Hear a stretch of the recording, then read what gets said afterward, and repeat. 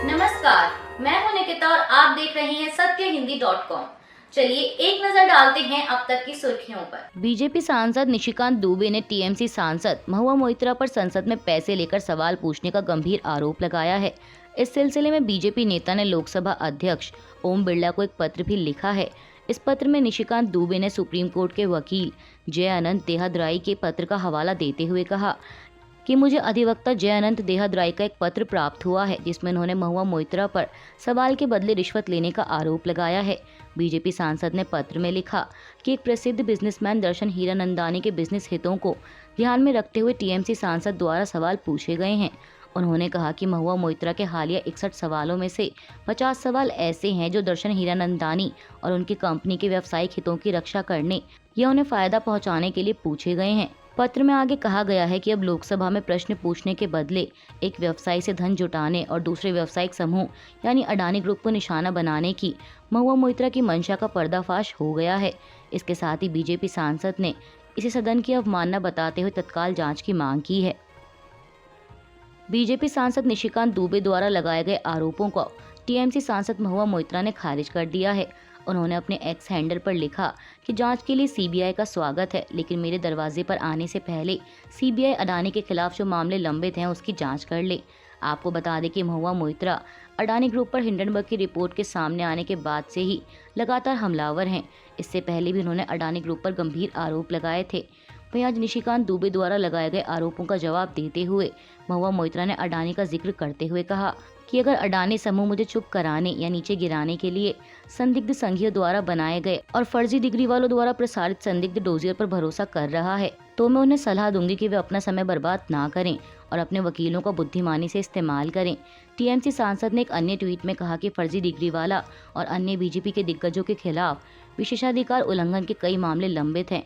अध्यक्ष द्वारा उन पर कार्रवाई खत्म करने के तुरंत बाद मेरे विरुद्ध किसी भी प्रस्ताव का स्वागत है।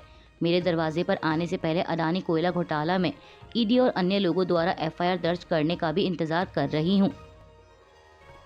देश के 5 राज्यों में होने वाले विधानसभा चुनाव के लिए कांग्रेस द्वारा 3 राज्यों तेलंगाना, मध्य प्रदेश और छत्तीसगढ़ में अपने उम्मीदवारों की पहली लिस्ट आज रविवार 15 अक्टूबर को जारी कर दी गई है।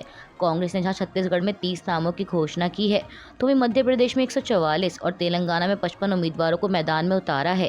वहीं कांग्रेस द्वारा जारी की गई लिस्टों को लेकर पार्टी नेता पवन खेड़ा ने कहा कि जब से मध्य प्रदेश और छत्तीसगढ़ के लिए हमारी लिस्ट जारी की गई है तब से भाजपा की नींद उड़ गई है और तेलंगाना में भी केसीआर की नींद उड़ गई है। ऐसा इसलिए है क्योंकि हमारी लिस्ट अर्थपूर्ण है और इसमें अनुभवी नेता और नए चेहरे हैं। हमने महिलाओं और अन्य वर्गों को भी प्रतिनिधित्व दिया है। इसके अलावा मध्य प्रदेश के पूर्व मुख्यमंत्री कमलनाथ ने कहा कि हमारी पूरी तैयारी है। हमने जो लिस्ट जारी की है उसमें 65 उम्मीदवार ऐसे हैं जिनकी उम्र 50 से कम है, 19 महिलाएं हैं। हमने जो कहा था वह किया है। कमलनाथ ने कहा कि उन बेचारों के पास क्या बचा है। जम्मू कश्मीर के राजौरी जिले में एलओसी के पास कल शनिवार 14 अक्टूबर को एक अग्निवीर के खुद को गोली मारने से उसकी मौत हो गई, जिस कारण उन्हें अंतिम संस्कार के दौरान सेना द्वारा सलामी नहीं दी गई और जब उनका पार्थिव शरीर लाया गया तो सेना की यूनिट भी उनके साथ नहीं थी। अब ऐसे में इस मामले को लेकर सियासत भी शुरू हो गई है। आम आदमी पार्टी नेता राघव चड्ढा ने इसे लेकर बीजेपी पर निशाना साधते हुए आज रविवार को कहा कि पंजाब में अमृतपाल के गांव में जब उनका पार्थिव शरीर लाया गया तो उन्हें सैन्य सम्मान नहीं मिला। इतना ही नहीं, अग्निवीर योजना के चलते न उन्हें कोई पेंशन दी जाएगी न ही कोई शहीद का दर्जा दिया गया। आपको बता दें कि इस मामले की जानकारी देते हुए सेना की जम्मू स्थित व्हाइट नाइट कमान ने सोशल मीडिया प्लेटफॉर्म एक्स पर लिखा था कि एक दुर्भाग्यपूर्ण घटना में अग्निवीर अमृतपाल सिंह की राजौरी सेक्टर में संतरी ड्यूटी के दौरान खुद को मारी गई गोली से मौत हो गई। अधिक जानकारी का पता लगाने के लिए कोर्ट ऑफ इंक्वायरी जारी है।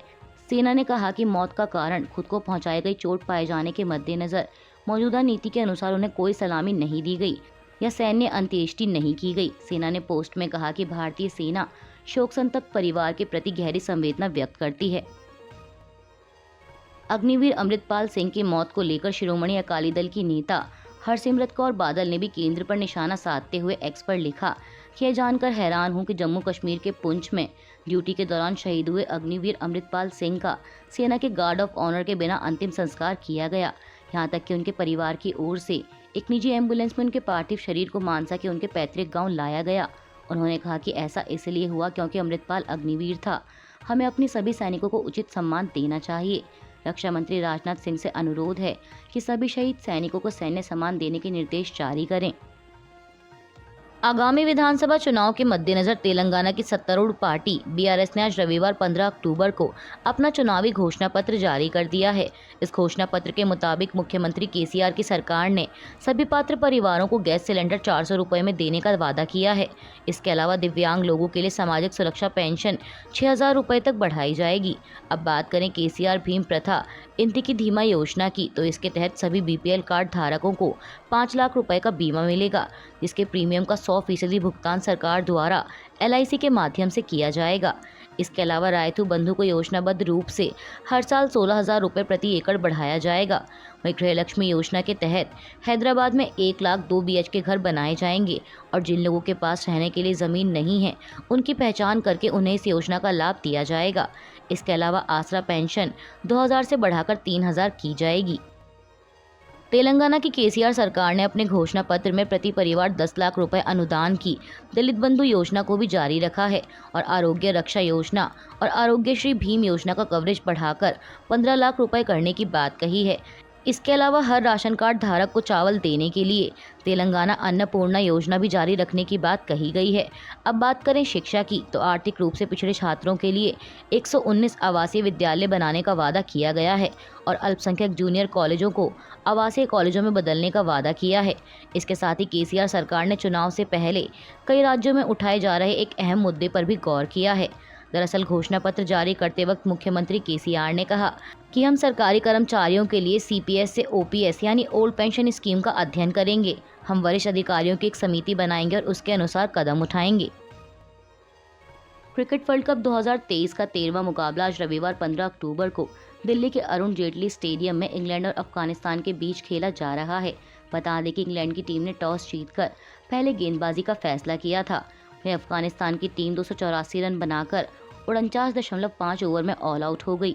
अब इंग्लैंड की टीम बैटिंग कर रही है और अब तक के समय अनुसार 4 विकेट खोकर 114 रन बना चुकी है। अभी के लिए बस इतना ही। बाकी की खबरों के लिए जुड़े रहिए सत्यहिंदी.com के साथ।